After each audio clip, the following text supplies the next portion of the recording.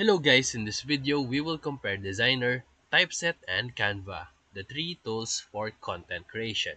And we will talk about which one is the best. So, let's compare.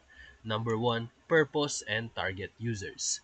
Designrr is for ebook and lead magnet creation, while Typeset is designed for academic writing and research papers.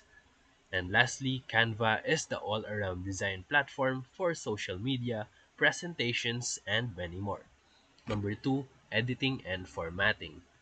Designrr offers auto-formatting for ebooks and supports importing blog content, while Typeset handles citations, academic templates, and journal guidelines automatically. And lastly, Canva is extremely flexible with drag and drop editing, but it is not ideal for structured long form content. Number 3, templates and export options. Designrr focuses on lead gen ebook templates, while Typeset includes over 100,000 journal formats.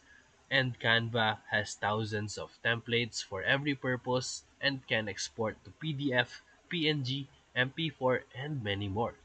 Number 4, their ease of use.